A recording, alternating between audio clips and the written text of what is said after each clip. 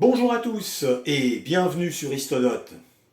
La seconde partie de ma vidéo sur le règne de Louis XIII, ou comment il va mettre au pas sa turbulente noblesse, écraser les velléités d'indépendance des Huguenots, et enfin lutter contre la domination européenne des Habsbourg.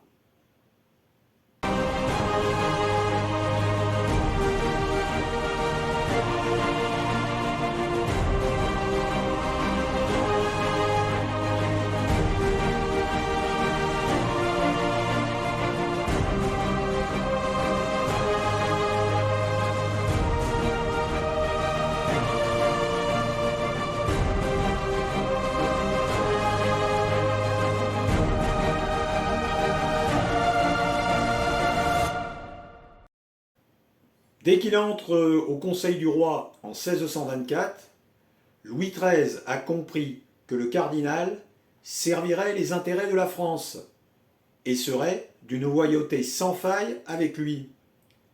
Cette collaboration entre le roi et son ministre se caractérise par un respect mutuel, même si on ne peut pas parler d'affinité entre eux.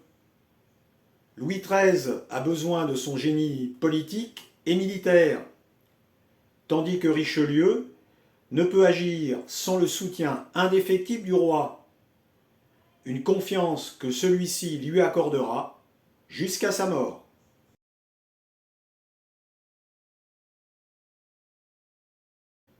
Ils partagent tous les deux des idées conservatrices.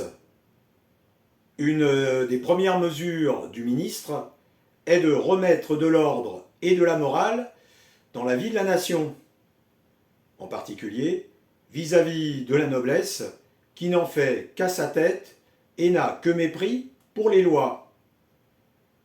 La pratique du duel, entre autres, pose un véritable problème et provoque une hécatombe parmi la fine fleur de l'aristocratie. Quitte à se faire tuer, on ne peut le faire que pour le roi.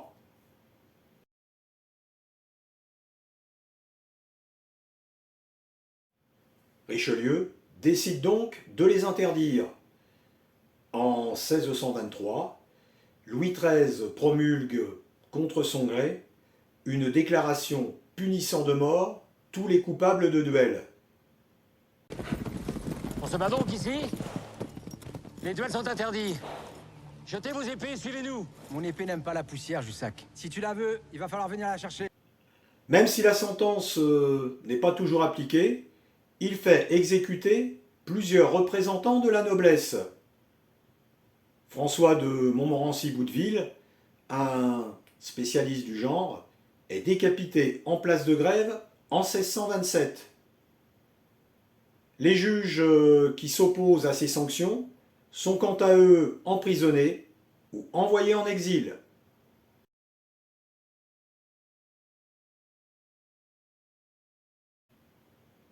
Pour lutter plus encore contre la désobéissance des nobles et affirmer son autorité, Louis XIII fait démanteler des forteresses, sauf celles considérées comme stratégiques. Cette mesure radicale a pour but de dissuader les intrigues et les rébellions, voire même empêcher les conspirations.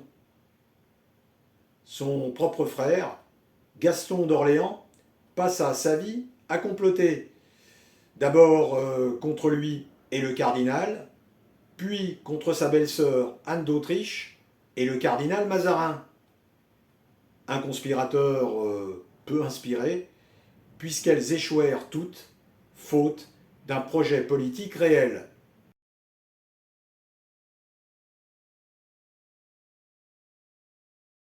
Autre sujet d'inquiétude pour le roi, la place des protestants dans le royaume. L'édit de Nantes, signé par son père, leur avait accordé la liberté de culte sous certaines conditions, mais aussi des droits civils, politiques et des assemblées régionales, un certain nombre de lieux refuges et une soixantaine de places de sûreté, comme Montauban ou La Rochelle. Des privilèges qu'il entend bien réduire, sans pour autant remettre en cause l'édit de son père.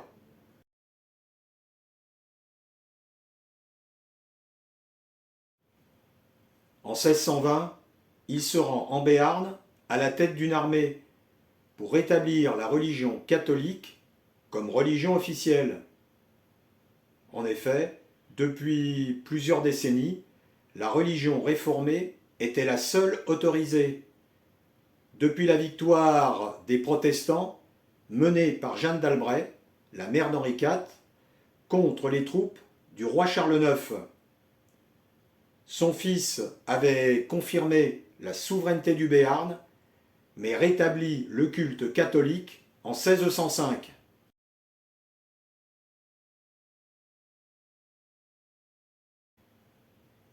Il fait son entrée dans Pau le 15 octobre 1620, devant une population froide et hostile face à cette démonstration guerrière. Finalement, Louis se montre conciliant et toutes ses actions démontrent sa volonté d'apaisement et d'oubli du passé. Grâce à cette stratégie, la religion catholique est officiellement rétablie. Et mieux encore, Louis publie un édit pour porter union et incorporation du Béarn et de la Navarre à la couronne de France. Une décision qui ne soulève guère d'opposition, tant le roi les a assurés de garder leurs forts et privilèges. Il transforme simplement le Conseil souverain de Béarn en Parlement de Navarre.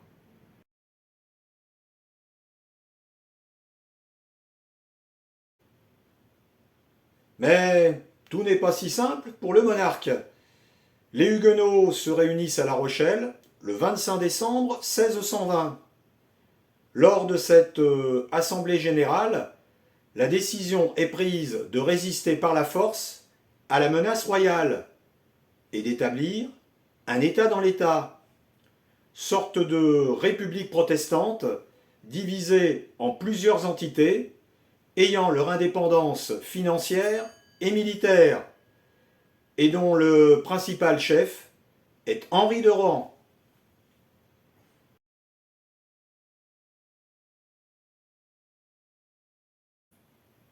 En 1621, le roi part en campagne pour mater cette rébellion qui se déroule principalement dans l'ouest et le sud-ouest de la France. Elle met le pays à feu et à sang, sièges, massacres et batailles comme celle de l'île de Riez où Benjamin de Rohan, le frère d'Henri, est battu.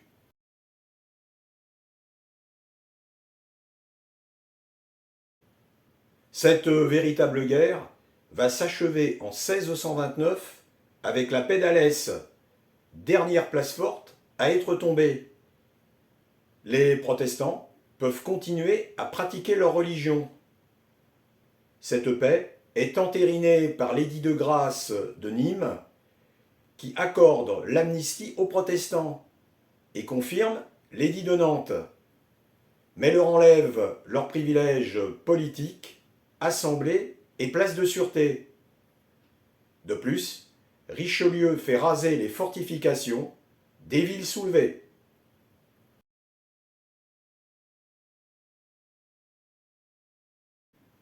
Mais l'épisode le plus célèbre de cette guerre est bien sûr le siège de La Rochelle mené par Richelieu lui-même. La riche cité était devenue un des hauts lieux de la religion réformée en France. La principale crainte du cardinal était que cette place forte devienne une sorte de bastion d'où les protestants, aidés financièrement de l'Angleterre et de la Hollande, pourraient mettre en péril le pouvoir royal et étendre leur influence sur l'ensemble du territoire. Le siège de la ville débute en septembre 1627. La flotte anglaise va tenter par 3 fois d'apporter son aide aux Rochelais. La première expédition est commandée par Georges Villiers le duc de Buckingham. Ça doit vous dire quelque chose, non?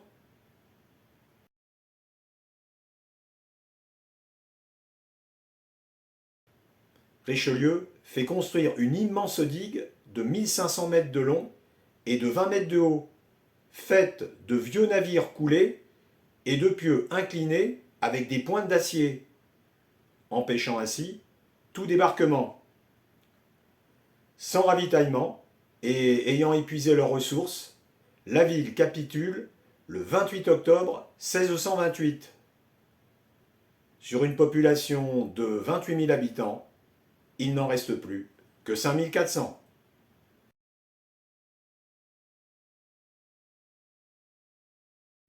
Après l'ennemi intérieur, notre duo va s'intéresser à ce qui se passe hors de nos frontières. Depuis François Ier, la France est prise en tenaille. Non, pour la tenaille, quoi.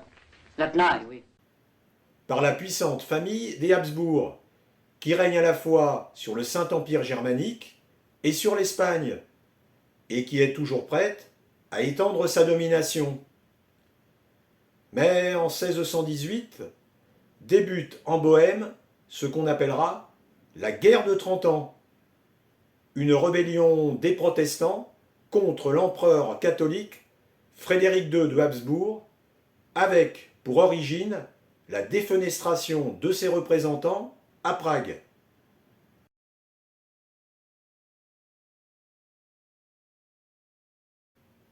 Cette rébellion se transforme en une véritable guerre entre les forces catholiques du Saint-Empire et les princes protestants de Bohême et du Palatinat. Le Danemark, puis la Suède, interviennent à leur tour pour soutenir le camp protestant. De son côté, la France finance officieusement la Suède, suscitant la réprobation du clan catholique. Malgré le traité de Prague de 1635 entre Ferdinand et les princes allemands, la France entre en guerre à son tour contre l'Espagne dans le but d'affaiblir les Habsbourg. Les Français doivent se battre sur plusieurs fronts. Au nord, ils prennent en tenaille les Pays-Bas avec l'aide des Provinces-Unies protestantes en lutte contre l'Espagne pour leur indépendance. À l'est, les opérations touchent la Franche-Comté, la Lorraine, l'Alsace et les pays rhénans. Au sud-est, ils interviennent au nord de l'Italie et menacent le Milanais. Au sud enfin, les combats se concentrent sur le Roussillon et la Cerdagne. En août 1636, Paris est même menacé par les troupes espagnoles. Mais le roi et le cardinal prennent des mesures d'urgence qui permettent de redresser la situation. Et l'ennemi est obligé de reculer. Le 19 mai 1643, les Français, commandés par Louis II de Bourbon-Condé, remportent la bataille de Rocroi. Cette victoire marque un tournant dans la guerre. Mais ni le cardinal, mort quelques mois plus tôt, ni le roi décédé 5 jours avant, n'auront le plaisir de savourer cette victoire, ni l'issue favorable de cette guerre.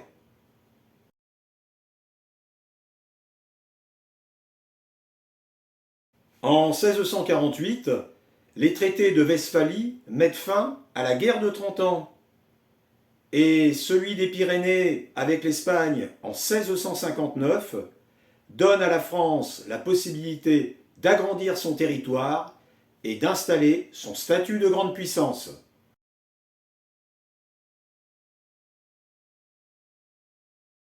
Dans ma première vidéo, j'avais évoqué les relations compliquées entre le roi et sa femme, surtout dans l'intimité. Enfin, après 23 ans de mariage, Louis Dieudonné voit le jour le 5 septembre 1638. Ce prénom de Dieudonné faisant allusion à une naissance inespérée, voire miraculeuse.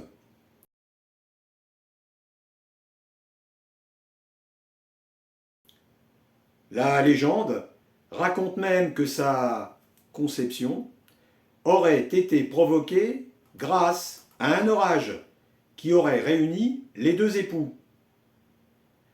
Malheureusement, le futur roi Soleil ne connaîtra pas longtemps son père et son enfance sera marquée par les troubles de la Fronde.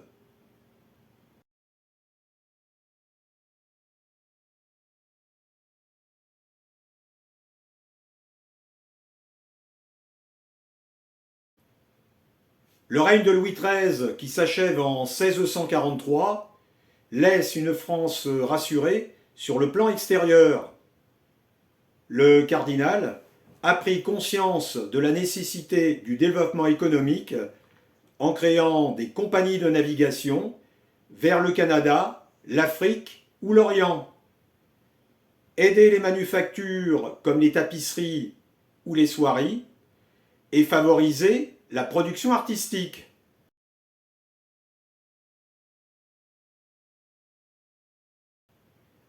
Il fait reconstruire la Sorbonne, le Palais Royal et crée l'Académie française.